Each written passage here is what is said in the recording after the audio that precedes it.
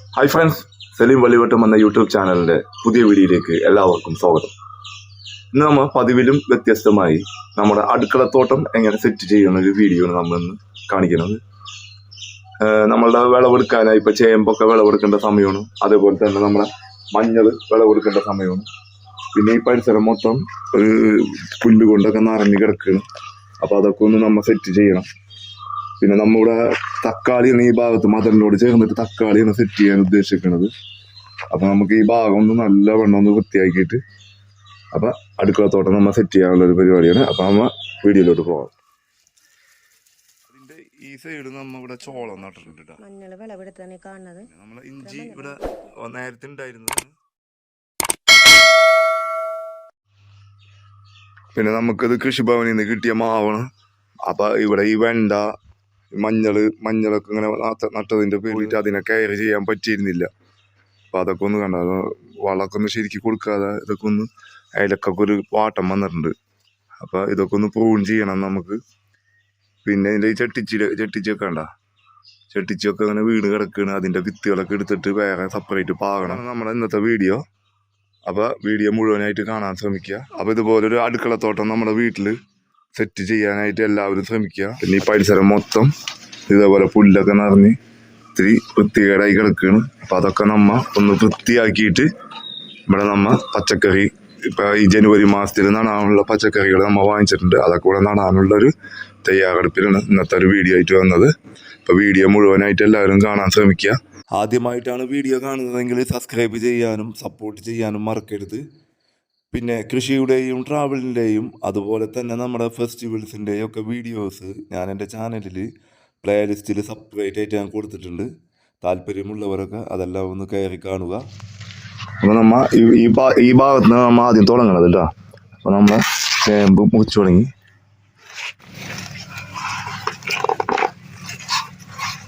വലിയതൊന്നും പ്രതീക്ഷിക്കേണ്ട, വലിയ വളവും കാര്യങ്ങളൊന്നും കൊടുത്തിട്ടില്ല നമ്മ. അപ്പം അതുകൊണ്ട് തന്നെ അതിലധികം ഉണ്ടാവൂല. കിഴങ്ങായി വന്നുള്ളൂ. ഈ കാണുന്ന നമ്മുടെ ഒരു ചെറിയ മഞ്ഞളുടെ തടമാണ്. പ്രതിഭ ഇനത്തിൽപ്പെട്ട മഞ്ഞളാണ് നമ്മൾ നട്ടക്കുന്നത്. നമ്മുടെ ജൈവ മഞ്ഞൾ കർഷകൻ സലീം കാട്ടകത്തിൻ്റെ കയ്യിൽ നിന്ന് ഞാൻ കുറച്ച് വാങ്ങിയാണ്. ഇത് നല്ല ഇനത്തിൽപ്പെട്ടതാണ്. കുറച്ച് വിത്ത് നട്ടപ്പോൾ തന്നെ വിചാരിച്ചതിൽ കൂടുതൽ വിളവാണ് നമുക്കിതിൽ നിന്ന് കിട്ടിയത് കേട്ടോ. മഞ്ഞൾ പൊടിയും വിത്തും ആവശ്യമുള്ളവർ ഞാൻ അദ്ദേഹത്തെ കുറിച്ചൊരു വീഡിയോ ചെയ്തിട്ടുണ്ട്. അതിൽ അദ്ദേഹത്തിൻ്റെ കോൺടാക്ട് നമ്പർ കൊടുത്തിട്ടുണ്ട്. അത് ആവശ്യമുള്ളവർ അദ്ദേഹത്തായിട്ട് കോൺടാക്ട് ചെയ്യുക. പിന്നെ ആ വീഡിയോയുടെ ലിങ്ക് ഞാൻ ഡിസ്ക്രിപ്ഷനിൽ കൊടുക്കാം. എല്ലാവരും ഒന്ന് കയറി കാണാൻ ശ്രമിക്കുക.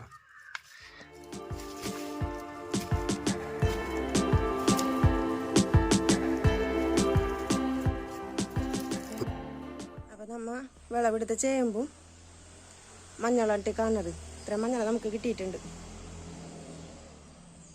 ചേമ്പ് കുറവുള്ളൂ ഒരു കടയിൽ. അതധികം നമ്മൾ കയറൊന്നും കൊടുക്കാത്തതാണ് അങ്ങനെ. ഇനിയിപ്പോൾ നമുക്ക് ഇനി ചെയ്യുമ്പോൾ നല്ല വൃത്തിക്ക് തന്നെ ചെയ്യാം.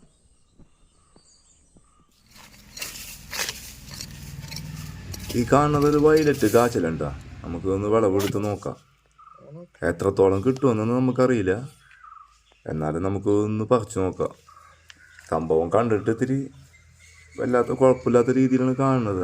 അത്യാവശ്യം കുഴപ്പമൊന്നുമില്ല കേട്ടോ. നമുക്ക് കിട്ടിയത് വലിപ്പമൊക്കെ ഉള്ളതാണ്. നമ്മൾ ഇതിനെ നടണ സമയത്ത് മാത്രമാണ് ഇതിന് വളം കൊടുക്കുന്നത്. പിന്നെ നമ്മൾ അതിൻ്റെ ആ ഭാഗത്തേക്ക് ഒന്നും തിരിഞ്ഞു നോക്കണം കൂടിയില്ല. നല്ലവണ്ണം പരിചരണമൊക്കെ കൊടുത്ത് അതിന് നല്ല വളമൊക്കെ ഇടയ്ക്കിടയ്ക്ക് കൊടുത്ത് നിൽക്കുകയാണെങ്കിൽ അതിന് ഇതിനെക്കാട്ടിയും കൂടുതൽ നമുക്ക് വിളവ് ലഭിക്കുമായിരുന്നു.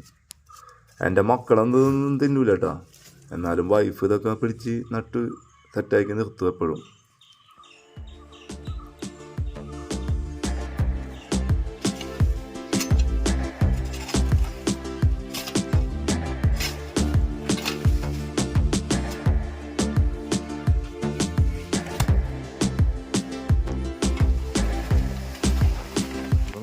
ഇത്രയും ഭാഗം നമ്മൾ വൃത്തിയാക്കിയിട്ടുണ്ട് കേട്ടോ. എങ്ങനെ കിടന്ന സ്ഥലമാണ്. നമ്മൾ വിചാരിച്ചാൽ നടക്കാത്ത കാര്യങ്ങളൊന്നുമില്ല എന്നുള്ളത് ഇപ്പോൾ മനസ്സിലായില്ല എല്ലാവർക്കും.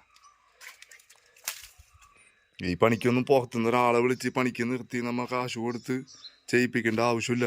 നമുക്ക് തന്നെ ഒരു എക്സസൈസ് പോലെ നമുക്ക് തന്നെ ഒഴിവ് സമയങ്ങളിൽ ചെയ്ത് കഴിഞ്ഞാൽ കീടനാശിനി അടിക്കാത്ത പച്ചക്കറികൾ നമുക്ക് തന്നെ നമ്മുടെ അടുക്കളത്തോട്ടത്തിൽ കൃഷി ചെയ്തെടുക്കാൻ കഴിയും.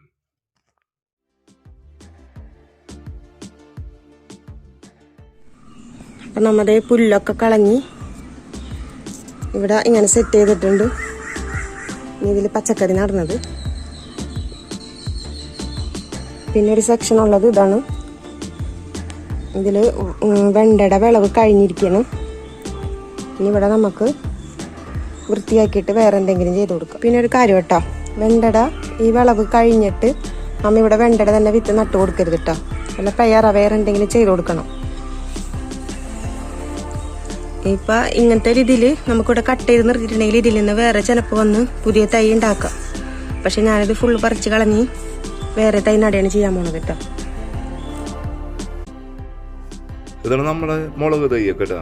അത് നന്നായി തന്നെ നിൽക്കുന്നുണ്ട്. അതിൻ്റെ ഫുള്ള് വീഡിയോ ഞാൻ നമ്മളെ യൂട്യൂബ് ചാനലിൽ ഇട്ടിട്ടുണ്ട്. ആവശ്യമുള്ളവരൊക്കെ ഒന്ന് കയറി കാണുക. അതിൻ്റെ ലിങ്ക് ഞാൻ ഡിസ്ക്രിപ്ഷനിൽ തന്നെ കൊടുക്കുന്നുണ്ട് കേട്ടോ. പിന്നെ മുളകിലുണ്ടാവുന്ന രോഗങ്ങളുടെ ഒരു വീഡിയോ ഇവിടെ ഞാൻ തന്നെ ചെയ്യുന്നുണ്ട്. അപ്പോൾ നമ്മളുടെ ബാക്ക് ഭാഗമൊക്കെ നമ്മൾ വൃത്തിയാക്കി നല്ല വൃത്തിയാക്കിയിട്ടുണ്ട്. അവിടെ നമ്മൾ മൂന്ന് ടൈപ്പിലുള്ള തക്കാളി ഉണ്ട് അമ്മ അവിടെ നട്ടക്കണത്. ഇവിടെ നട്ടിട്ടുണ്ട് കേട്ടോ. വെണ്ട നിന്നിരുന്ന ഭാഗത്തു നിന്ന് അത് കളഞ്ഞിട്ട് നമ്മൾ അവിടെ ചോളം നട്ടു കൊടുത്തിട്ടുണ്ട്. പിന്നെ നമ്മളെ പ്ലാസ്റ്റിക്കിൻ്റെ കുപ്പികളൊക്കെ വേസ്റ്റ് കുപ്പികൾ ഇട്ടിക്കഴിഞ്ഞാൽ അതിനകത്ത് മണ്ണ് നിറച്ചിട്ട് ചീര നട്ടു വെച്ചിട്ടുണ്ട്. സ്ഥലക്കുറവ് കാരണം നമ്മൾ ഇങ്ങനെയൊക്കെ ചെയ്യണത് കേട്ടോ. സ്ഥലക്കുറവുള്ളവർക്കൊക്കെ ഇങ്ങനെ ചെയ്യാം.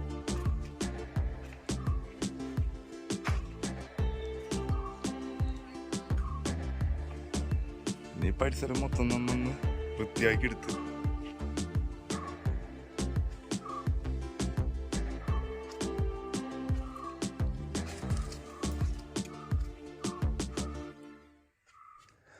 നമ്മുടെ വീട്ടിൽ എന്തെങ്കിലും ഒരു പണി തുടങ്ങാൻ വേണ്ടി നിൽക്കുമ്പോൾ ഓടി വരുന്ന 2 പേരുണ്ടത്. അതിലൊരുത്തനാണത്. മറ്റവൻ അപ്പുറത്തെങ്ങാണ്ടിരിക്കുന്നുണ്ട്. മൂപ്പരാൻ നമ്മ ഇവിടെ പണിയെടുത്തോണ്ടിരിക്കുന്ന സമയത്ത് ഓടി വന്നത് നമ്മളെ റെഡ് ലേഡി പപ്പായാണിത്. അതിനങ്ങോട്ട് ഒടിച്ചങ്ങോട്ട് കളഞ്ഞ്.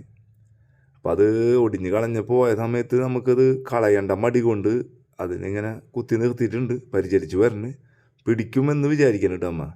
മക്കളൊക്കെ ആണെങ്കിൽ എന്തെങ്കിലും 2 ചീത്തെങ്കിലും പറയാമായിരുന്നു. ഇപ്പോൾ പൂച്ച അതിൻ്റെ പേരിലൊന്നും പറയാൻ പറ്റിയില്ല. നോക്കാം.